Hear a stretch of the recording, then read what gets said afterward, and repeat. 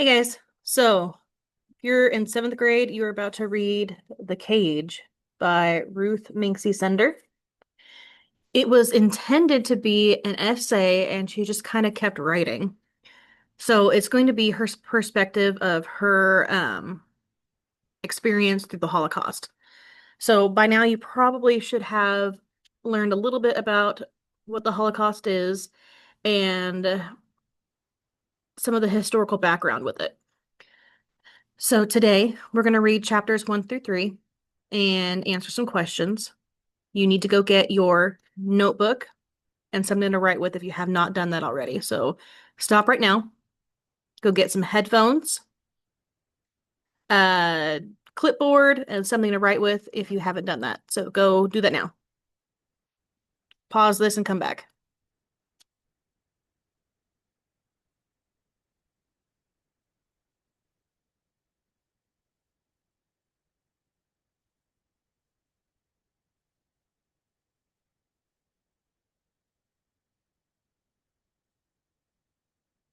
All right. So we're going to start on page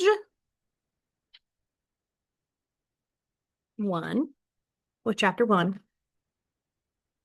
And this book is written from the perspective of a girl named Riva. And Riva is the mom in the story. And our story starts out at what is called present day after the war. Warm rays of sunshine fill the house, mixed with the sweet smell of lilac in full bloom.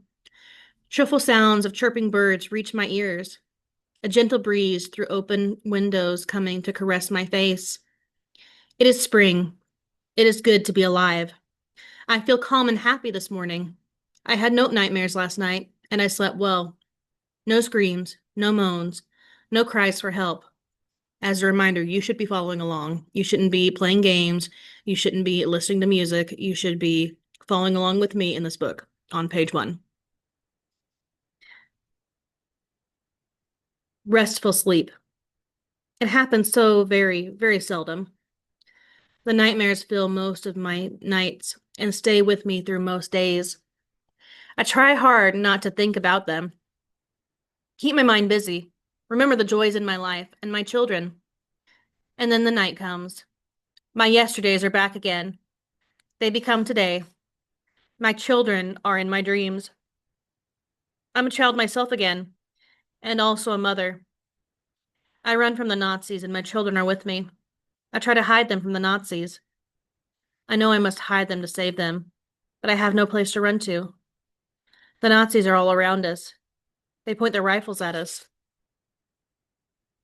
They reach out to take away my children. I hear their commands. Jews out! Jews out! I hear my voice, filled with horror. Not again. Not again. I wake up screaming. I sit dazed, shaken, my body covered in a cold sweat. I feel my husband's arms around me, pressing me close to him. We do not speak, only hold each other tight. He also wakes up screaming at night. He is the only survivor of his family, and he knows my nightmares. I lie awake now, still trembling. The faces of my mother, brothers, aunts and uncles, cousins, teachers, friends, float before my eyes. A long procession of faces, some sharp and clear, some hidden behind a cloudy veil. Faces of people I loved, cherished, and respected. They were all a part of my life. Now they are all dead, murdered, not a trace left, not even a grave. Suddenly, a thought unfolds in my mind, a revelation. My children carry some of their names. These are the children who, according to the Nazi master plan to annihilate all the Jews, were not to be born. Their parents were to die, like the 6 million of their Jewish brothers and sisters who died in the gas chambers, crematoriums, and lonely hiding places. But we survived and gave them life. Here they are, the Jewish generation that was not to be, proud human beings, the new link in an old chain. I fell asleep again, calmed, but the nightmares return. I am forever running and hiding and screaming. Today, with the sun so bright and the air filled with sweet smells of spring, the happy sounds of birds singing, all my nightmares seem so unreal. If they were real, would the sun shine so brightly? Would the birds sing so happily? Would I smile? I look through the open door of my front door. My daughter Nancy is playing in the grass, the new green grass sprouting again from the earth that was cold and frozen all winter. New life is growing all around me, reaching toward the sun. My child, happy, healthy, strong, blossoming like a beautiful flower. Suddenly, Nancy is near me. She cuddles up to me, and I put my arms around her, pulling her close. I see the sadness in her face, and I ask softly, "What's wrong, sweetheart?" I know that look. I've seen it many times in the eyes of my sons when they come up upon something that brings up the painful memories to me. They try to protect me from them. I kiss her gently. She hesitates. Then in a broken voice, she says, "I saw my friend's grandparents today. It made me feel so sad." Tears fill my eyes. It's not the first time I've heard that. My children have never felt the joy and love of grandparents. Why, Mommy, why? Why did the Nazis kill them, my grandparents? She's an only child. She's only a child. How do I answer her? The Nazis were evil. They wanted the world only for themselves. They killed your grandparents, my family, Daddy's family, 6 million of our people, only because we were Jews. Nancy looks at me bewildered. Why did they let them do it? Why didn't people stop them? Why did they let them do it? Why did they let them do it? It echoes in my ears. Many voices ring in my ears. Voices I have heard before. They are calling. Why? Why? Why did they let them do it? I hear Mama's voice filled with hope. A world full of people will not be silent. We will not perish in vain. She was so sure, but she perished, and the world was silent. Tears fell down my face. Nancy's soft hands wiped them away. But, Mommy, it could not happen here. Our neighbors, our friends, they would help. And suddenly, it's 1939 again. So let's answer a few questions real quick. So in your notebook, you need to make sure you have today's date and day one. You're going to answer these questions. So in between each question, make sure you pause and so you have time to answer. And when you're done, unpause and we'll move on. What does the main character have nightmares about? So Mama, Riva, what does she have nightmares about? Pause here and answer, and then unpause when you're ready.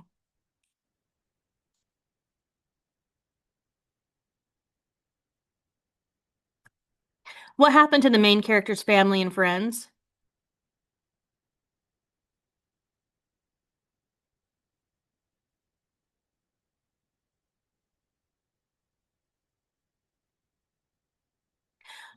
What question does Nancy ask her mom at the end of chapter 1?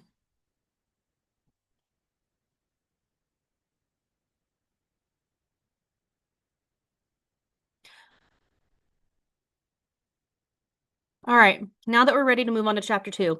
Chapter 1 ends with Mom going to a flashback. So she is remembering the events of 1939.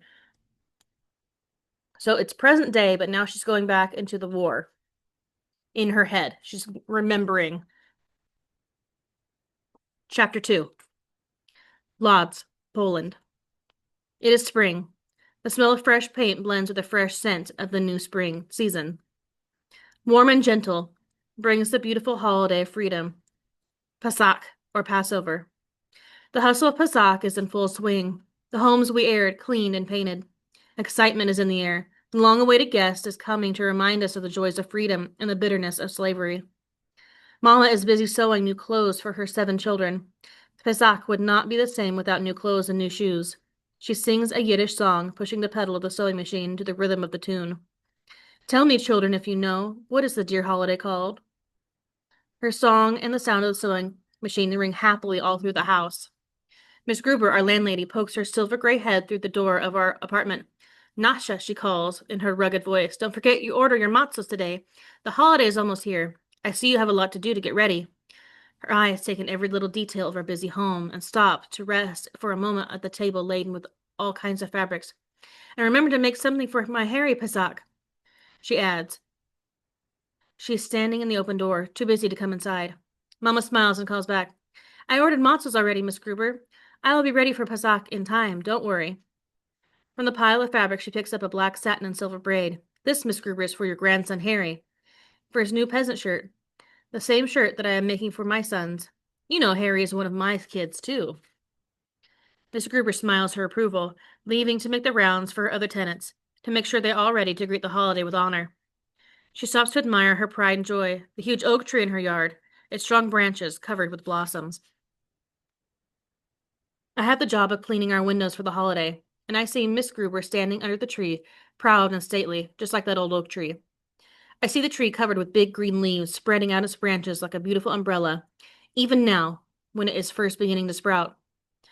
On hot summer days, I see our old tired neighbors sitting in the tree's shade, trying to solve the problems of the world. It is so much easier to solve world problems in the shade of a huge oak tree, I often hear them say. What pleasure, such a tree. We're in the middle of page 8 if you're lost. I look at Miss Gruber again. I am 13 years old, and I have known her all my life. My mother was born in this house, and Olga, Miss Gruber's daughter, was also here. Olga's 13-year-old son, Harry, is like a member of my family. I have brothers and sisters, but Harry is an only child and spends most of his time with us. They all speak Yiddish, celebrate the holidays with us, share our lives. It is hard to believe they are not Jewish. They are so much a part of our world, in happiness and in sorrow. If one of us takes sick, Miss Gruber is the first one to come running with her remedies and treats. If we play too loudly, she's the first to scold us. Slow down, you'll break a leg. Your mother has plenty to worry about without you kids giving her more trouble. Mama is a widow, supporting 7 young children. She runs a tailor factory and works very hard to be able to send us to a private school. She gives us the best she can in a home filled with love. We are all happy, surrounded by friends we can trust and count on. The lovely Pesach passes. Spring turns into summer. The discussions under the oak tree are loud and full of worry. Words like war and Hitler are part of the daily vocabulary. Reserve soldiers are being recalled for duty. It is believed to be only a precaution. Poland is strong, I hear Moisha, our neighborhood optimist. We have nothing to worry about. The world will not let Hitler take over Poland. But the world let Hitler take over Austria and Czechoslovakia. Yankel voices his view. Harry and I sit on the grass near the tree and listen. I am frightened as I look at the faces of our neighbors. Their eyes are so full of fear and sadness. They know war brings hunger, pain, and death. I look at Harry. Our eyes meet. Silently, we take each other's hand. Harry's gentle touch makes me feel safer. Why would anybody want to hurt us? We are only children. No reason to be afraid. No reason to panic. The panic and hysteria slowly take over. Stories about German spies, rumors about traitors among people spread like fire out of control. One day, an angry mob surrounds Harry, shouting, "He is a spy. He's sending secrets to Germans. He is a German. His ancestors were Germans. Kill him! Kill him!" Harry's face is pale and stricken with terror. He is begging, "Let me go. Don't hurt me. I'm not a spy, please." I see Harry pushed against the wall, his shirt torn. I scream, "Leave him alone. He's my brother. He's not a German. You're all mad." They are mad. They do not know what they are doing. They will hurt my friend. I know he is not a spy. I see Mama, like a tigress pushing forward to protect her young, her eyes flashing, her voice raging. She places herself in front of Harry. "What are you doing?" she shouts. "He's only a child. We all know him. He was born here. He grew up with our children. He's one of us. Our child. You have to kill me before you touch a hair on his head. Go home and calm down." She looks at the faces around her. There is sudden silence. Painful silence. They are leaving. Mama holds Harry close to her. He is trembling. She whispers gently, "It is over. You are safe now." Harry is crying. I cry with him. What crazy, crazy people. How could Harry, his mother, his grandmother, do anything to hurt us? They're friends. Only because they have German ancestors. They are not Germans. They are part of our family. And that is chapter 2. So you need to answer these questions. Remember to pause when needed to pause. In this flashback, what age is Mama? What holiday are they about to celebrate? and what happens to Harry at the end of chapter 2.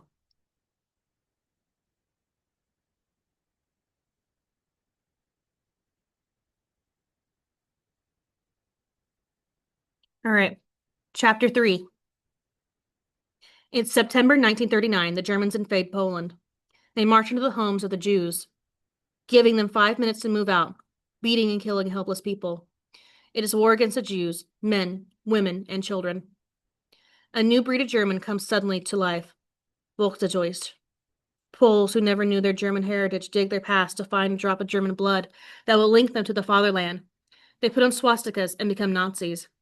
Miss Gruber, Olga, and Harry join the Volksdeutsch. Miss Gruber loads wagons with Jewish belongings she has taken and moves into a Jewish home in the nicest part of Lotz. Morning, a pounding at the door. I jump out of my bed, startled. Open the door. It is a familiar voice. I open the door. Before me, smiling proudly, stands Harry in the uniform of the Hitler Youth. He holds a club in his hands. I stare at him in disbelief. A cold sweat covers my body, and I feel sick. Not you, I whispered hoarsely. Not you, Harry. How could you join them? How could you, my brother, become a part of killing our people? You know what the Nazis are doing is horrible and unforgivable. For a moment, he looks a little ashamed. Then a Harry I never knew, in a voice I never heard before, says, Riva, Germany is my fatherland. I'll do anything for my fatherland. I feel the salty taste of tears in my mouth. They have poisoned his mind. I will still be your friend. His voice softened now. I will help you, protect you. In his new brown uniform, blonde blue-eyed, he looks like the boys with the Nazi posters I've seen. He touches my hand. I pull away. Why are you moving away from me? He asks, bewildered. Why are you crying? I'm crying for both of us, Harry. I'm crying for both of us. I run to my bed and bury my head in my pillow. Later, his family stands calmly by, watching the Volksdeutsch rob our home. Our tile oven, used to heat the house, attracts Miss Brown, the farmer who's delivered potatoes for us for many years. Mr. Brown, Mama pleads with him, with tears in her eyes. Mr. Brown, it is winter. It's bitter cold. My children will freeze. Please don't take the oven now. I'll give it to you as soon as it gets a little bit warmer, but not now. Please. We have nothing else to keep the house warm. She stands between him and the oven, begging for her children's sake. He pushes her roughly aside and puts a rope between the oven, ties the rope around himself, and carries the oven in his wagon without saying a word. Miss Gruber, Mama calls desperately, please stop him. Help me. Tears pour from her eyes now. You're my friend. He'll listen to you. Don't let my children freeze. She turns to Olga. Please, Olga, have pity and help me. Don't worry, Natcha, Olga says calmly. You will not be here much longer. You will all be gone soon. She walks over to the closet and opens it wide. My Uncle Chame, a farrier, left silver fur coats for safekeeping. She takes the coats and puts them over her shoulder. You will not need these either, she says in a chilling voice, walking out the door. We all stand motionless, shocked, betrayed, and helpless. You will pay for your crimes, Mama cried out. God will punish you for what you are doing. German blood will flow just as Jewish blood is flowing in the streets. Remember my words, Mrs. Gruber. Remember. Miss Gruber, her arms filled with possessions, turns to Mama in a rage. Be silent. God is with us. I could have killed you for your insane outcry, Natcha. Mama looks at her in sudden terror. Is this the woman she has known all her life? Her friend in happiness and sorrow? What happened to you? What happened to you? She whispers. Now, a quick write. Why do you think that some of Rewa's friends joined the Nazi movement, even though they know that it is going to hurt the people that they love? Write until the bell rings or until I or Miss Creek tell you to stop. Be specific and use as many descriptive words as you can. If you run out of words, draw.